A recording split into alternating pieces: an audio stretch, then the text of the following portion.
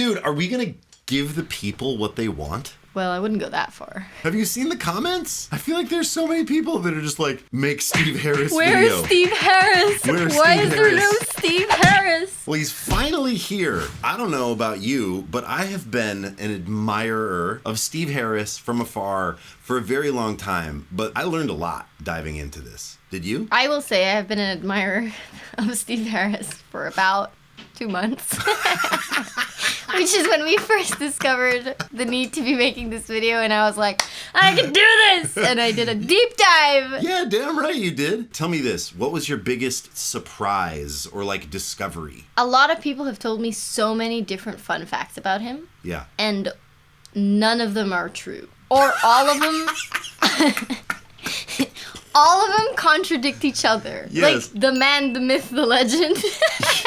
There's like, do you know that he rides a unicorn to Iron Maiden practice? No, a satanic unicorn. And you're like, I don't know if that's... What are we here to do today? We're going to break down our favorite Iron Maiden songs. Should we start off with mine? My favorite one? Let's do it. Wrathchild.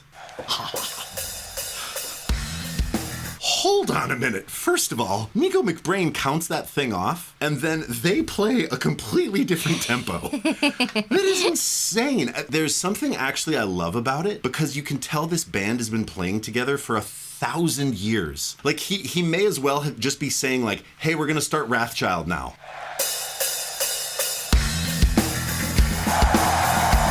Oh.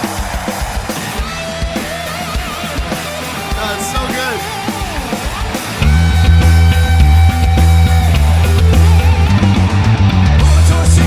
Okay, here's the deal. This dude plays fast. Like, his ability to smash the bass with accuracy and like his precision in his timing, and then his speed is really difficult actually. He starts that thing out playing, but it's so fast. And I sound so sloppy when I try to do it. When he starts it, he's dropping to the low E, but then when the band comes in, he's in this zone, you know? God, it's hard to do. You were saying that you saw something about him playing with a lighter touch, yeah? Yeah. Because it's easier for me with a lighter touch. Apparently he turns up his gain. Like, let me do that. He turns up his gain, like, super high. And then he just, like...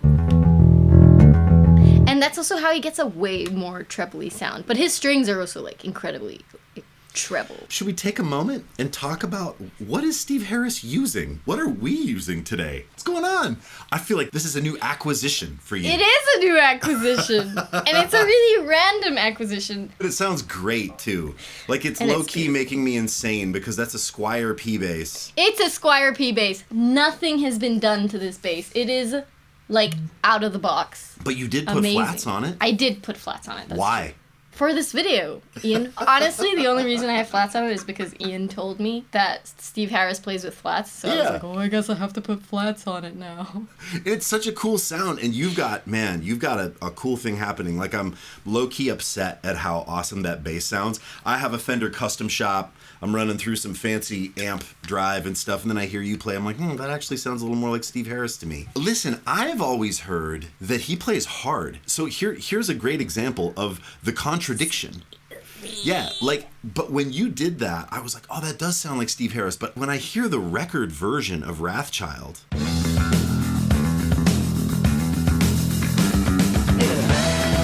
I feel like he's smashing. So I think it probably differs from song to song, because Wrathchild, it's not as fast to need to... Like, it's still within the tempo that you can actually, like, dig in and, like, be fast. But, like, we're gonna get to some songs later on that are just... like, too fast to smash. Right. It's like, if you had to do that, if you had to dig in at that tempo with 2 fingers for 4 minutes, your hand's gonna just drop. So let me break down this riff for you.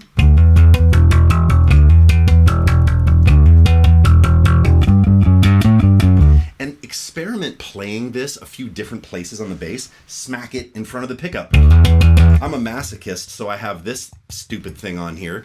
But try it in a few spots, right? Try it back by the bridge with a lighter feel like Sharon was talking about.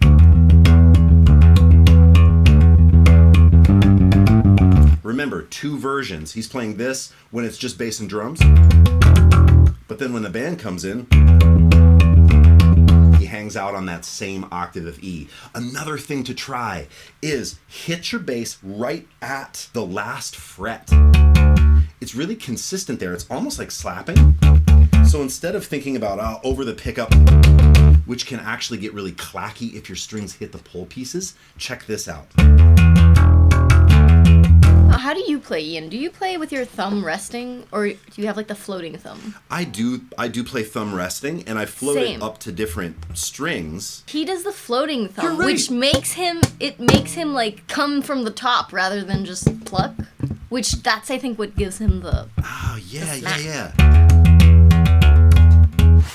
Because I knew nothing about Iron Maiden, did my research, and I decided to do Blood Brothers, which is off of their album, Brave New World. So while skulking through the forums, I discovered that a lot of people thought that this album, Brave New World, was actually kind of their entrance to a new sound. And like Steve Harris, who actually composed a lot of these songs. Yeah, he's like a big writer, right? Yeah, he is. I had no idea. Tons of songs for Iron Maiden. And he was kind of going on this like trip where he just was discovering new like sounds and like how to make stuff more intricate. So this whole album is actually full of really cool bass lines and just really cool different kind of arrangements, which like in most cases with bands, Metallica and other all sorts of like older bands that have that like signature sound. Yeah. This was like one of the first albums that kind of broke that for a hot second, and cool. like the hardcore fans would be like, what is this? And then like it like kind of like stirred the pot a bit. Yeah, but yeah. I guess people have gotten used to it, and it's become kind of an acclaimed album. It might all be wrong again, though, because Steve Harris is the man, the myth, the legend. It's so true. Just count off. So much space. Crazy. But it works somehow. It does. Oh, look at Steve play that. Thumb, finger. Yep. Wait, is this... Shaz, is this like the Maiden ballad? It is! And now he goes low on the bass.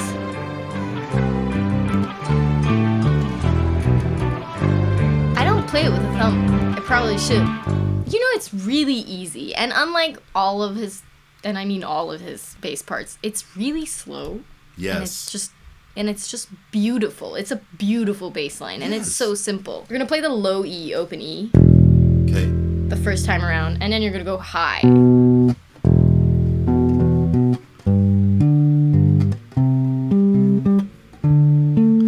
It's that classic Maiden thing of like E minor, like so minor. It's that...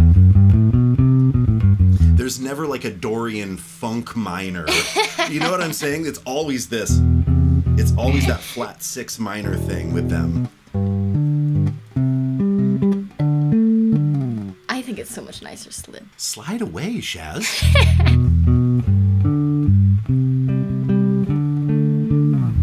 I like the slide. Right? It's just a really basic, simple, but it's different. Yes, very. It doesn't sound like an Iron Maiden bass line, or at least pre-2000 Iron Maiden bass line. My turn. Okay, I'm actually going to play my favorite Iron Maiden song. There's 2 things to talk about in this. I love the intro and I love the chorus. And this is Wasted Years. This is an amazing song.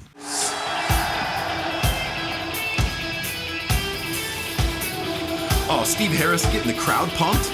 Giant low E. Another one right here.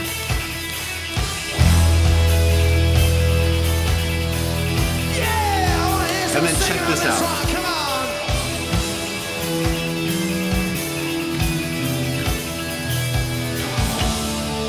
Oh, it's so cool. So he's just smashing the low E, getting the crowd hyped, like, ah. And then he plays this great figure.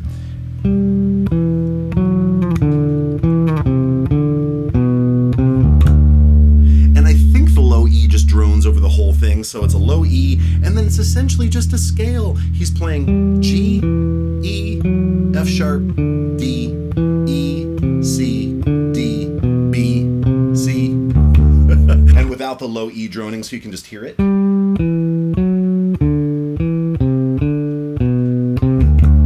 I just love that. And there's always this cool like counter melody thing happening where the guitar players are playing that ding, ding, ding, ding, and then he comes up and joins them, and it's just, I don't know if that's counter melody. It's not. It's just a cool part, and I feel like he wrote it. I don't know. Let's find out. Words and music by Adrian Smith.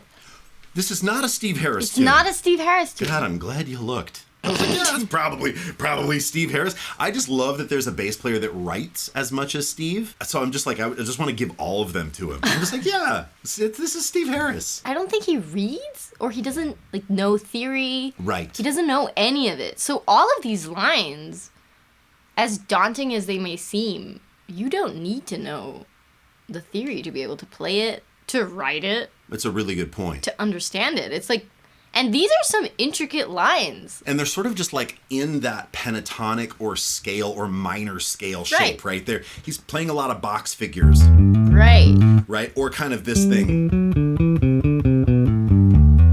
Right? Where it's like scale patterns, box figures. Even though some of it's really super fast, it's actually very accessible. Or I feel like it is. I grew up with this kind of music, so hearing this kind of harmony, this sort of diatonic minor harmony feels really like home for me.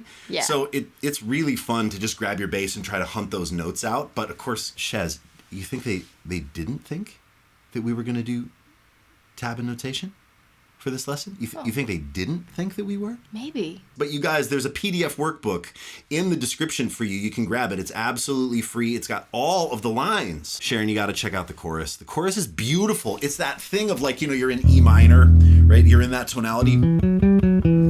And then it goes to the relative major, G major. I love that move. I mean, I'm a sucker for that thing of like the rock, the sadness, and then suddenly there's this bright lift into the chorus. Opens it up, God, right? It's amazing.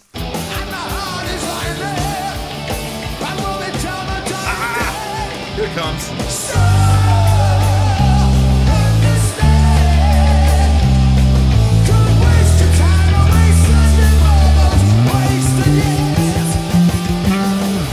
I love that so much. Like when he comes up, that note to me is so like out, because we're in G major and he plays. It should like diatonically be. Right? But I love that he plays this F. It's so cool. It's like because they don't know the rules. Deliberately chooses to ignore. It does feel like a choice, right? Of right, playing that tension over the G major. It's so cool. I think it's a beautiful intro and a beautiful chorus. That's my favorite Maiden song of all time. Oh. Roast him in the comments, guys. You can't roast me for something I like. Can't you? No, you can, of course. You absolutely can. Have you met the internet? All right. So this song, Phantom of the Opera, 1998. Oh, 1998, Shaz. My first year of college. Life was good. I agree. Life was good in 1998. How old were you in 1998? People were changing my diapers. I mean, I had no responsibilities. Shut up, dude. It sucks. I was 2. Phantom of the Opera. This song, first of all, if you try playing it with a live, the count off, yet again, is just completely whack. Nico. I think I come from a generation of click. Like, I'm so used to everything being on a click I am that too, actually. playing to Iron Maiden is kind of like, oh, you have to learn the song on its own grid. It's not on a set. Oh, it's 120 BPM. Totally. That's not what it is, and you just kind of learn it. That's what this intro is. It's triplets, but it's triplets in like a very, very varying BPM. So, pro tip, don't try and learn it based on like where it is in the grid. Just hear it, live it, embrace it, and play it. That's the only way you're gonna get this.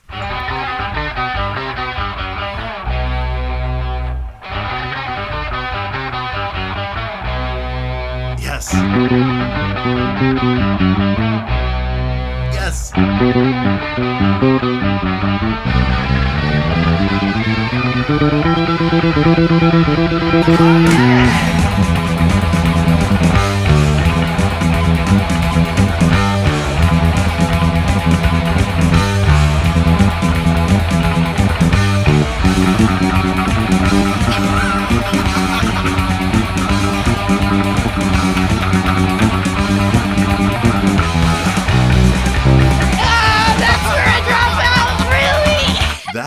fun. And yeah, it's almost like the top of it is out of time. It's like a figure. It's 100% a melody. It's doubled with guitar, and it's fast. And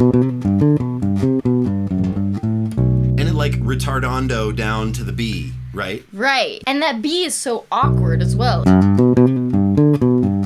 Great. Or like, depending on where you want to play it. And then back up. And then the last time you do have to go down because you're going to do that really, really, really quick run up. Again, not on a click, so you just need to know that recording. The one that you pick, you're going to have to stick to because it's different every time.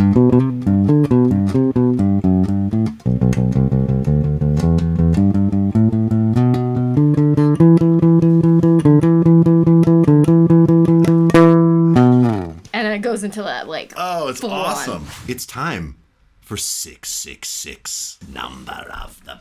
Please go watch my Halloween video. We're gonna put it like here. I did this tune, but I did the end of it. And so I want to show you the beginning. It's just awesome. Number of the Beast is amazing. And let me say this before we go. Sharon, I've got a hot take. You ready? Iron Maiden, it's actually a Christian band. Yes, dude. It's true. You know why? You know how I know? Like all of the 80s satanic scare. Now, you don't remember this because you were not even a glimmer in your parents' eye. But there was this crazy like satanic scare in the 80s where like, oh, Satanists are performing these crazy rituals in the woods. And it never... Maybe like that happened maybe like one time, some kids in the woods and they made some symbols on some trees and people freaked, and Maiden got pegged as like one of the bands that was purportedly like so satanic. But when I listen, I don't know about you, but when I listen, I hear warnings. Like, if you actually check out the lyrics for Number of the Beast, it's not like, the devil is sick, I love to worship the devil. It's not that. It's like warning you about the impending doom. It's about him stumbling across a satanic ritual. And like, basically he's like, kids, be careful out there. So anyway, listen, before you get all like, oh no, it's the devil and Eddie looks scary. It's all good. Let him who hath understanding reckon the number of the beast, for it is a human number. Its number is 666. Yes, it is. Oh. And then it's so happy! I know. Okay, watch closely, Sharon. Okay, watch closely. Sharon, did you see that? Oh, it looks like he's playing with a pick. I know. Sharon, is he? First of all, this line is blazing fast.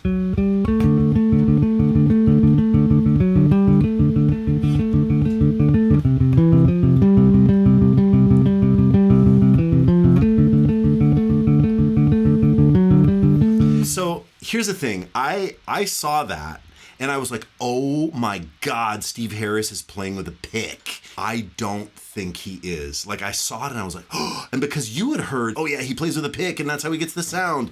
Incorrect.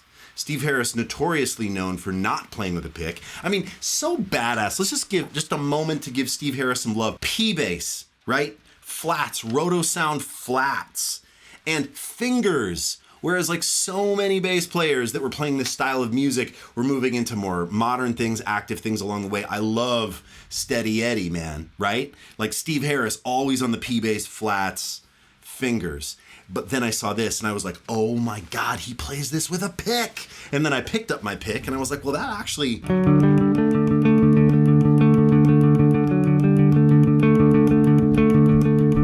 The reason that I think it looks like he's playing with a pick is because he's doing that floating thumb thing that we saw. So he has his thumb down here. I thought he was just plucking the D string with a thumb. I think he's playing everything with his first finger. I think he's playing that whole line with his index finger. You might know otherwise.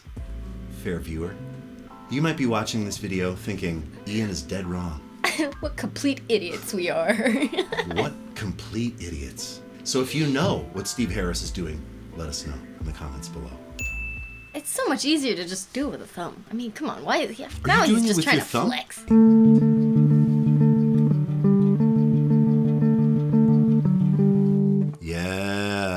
we've just demonstrated 3 ways to do this. And a 4th way, the way that I started out doing it was alternating fingers, which you can do as well. But that doesn't actually sound like it to me because of the alternation. Regardless, it's an amazing intro. That thing comes back around again at the end and he plays it down low. Where he plays it this way. And how is he playing it there? I presume at that point he's treating it more like a bass line and playing it with 2 fingers. And again, if you want to do the Steve Harris thing, he's sort of smacking it. Like when he goes down low, I just get a better purchase and feel back closer to the bridge. It's just a little tighter sounding for me. Especially at speed, it's just tighter. It's not flapping all over the place. Yeah, right. Number of the Beast, incredible. Check out the transcription. We've got it for you in a link below. PDF download, absolutely free. All this stuff. Go get it after you watch the video. Go get it. Next up, Run to the Hills, which I know everyone has been waiting for. Because, I mean, you can't really do an Iron Maiden video without this song, can you? That part is so cool. It's so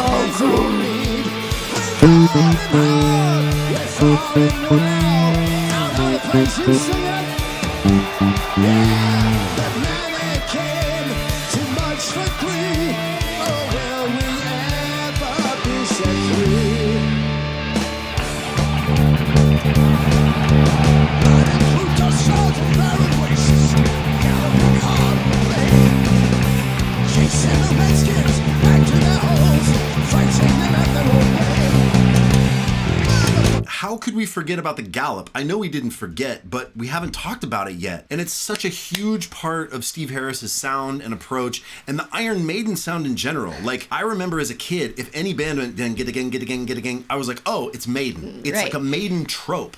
And so, is it in every song? I have, legitimately, I feel like every Maiden song? most of the ones that I've heard, at least just for a split second, will just quickly ding ding ding ding and out. I swear to God, it's everywhere. Like they're trolling you by okay, look, it's a game for Maiden where they're like, look, in every tune, it doesn't matter. It doesn't matter what it is, what the tempo is, what the vibe is. We have to get. It's like jazz musicians with the lick. They're like, every point in the Maiden tune, it's got to go zing digga ding. I definitely think Nico McBrain is getting in on that action. He's like zing digga ding digga ding digga ding. Those fills that leave the backbeat. It's totally gallopy fills. I think you're right. I want that to be true. How are you approaching this tune? So, I mean, let's first talk about the controversy of the Gallop. How do people think it's played? Because I know that a lot of people think it's played with 3 fingers. That's how which makes perfect sense because anyone not insane would play it with 3 fingers. It's right. Because it's so much easier. I mean, how do you approach the 3 finger? Do you do first finger and then 1, 2, 3, or do you just do? I go 3, 2, 1.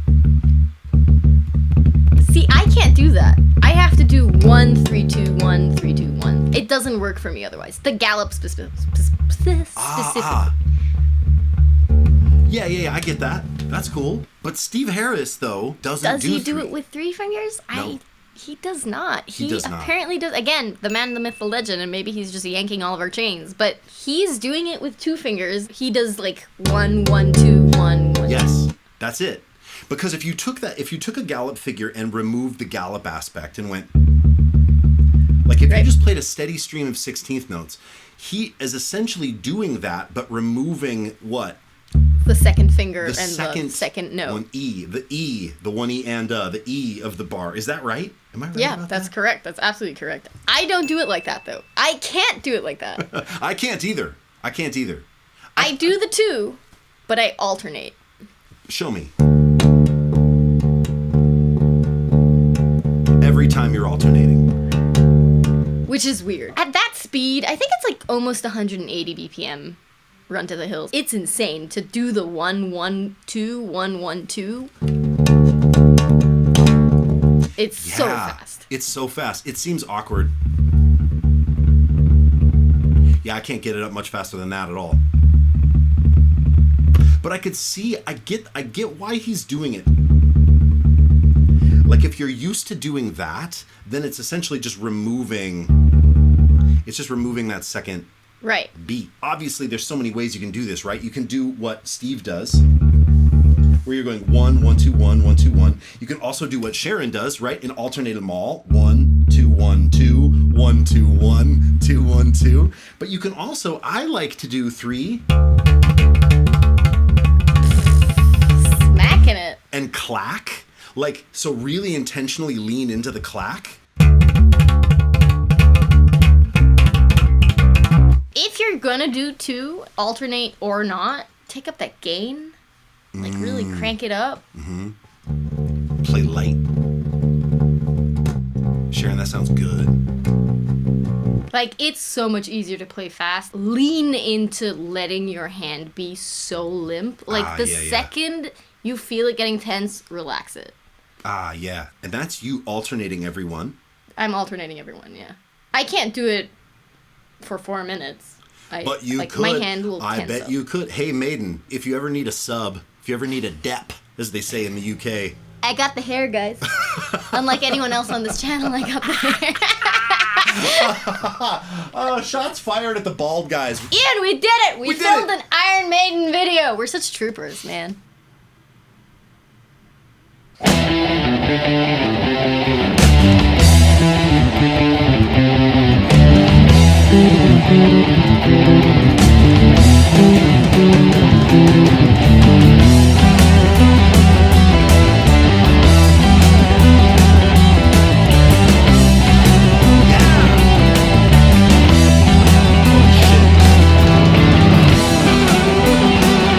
Like and subscribe!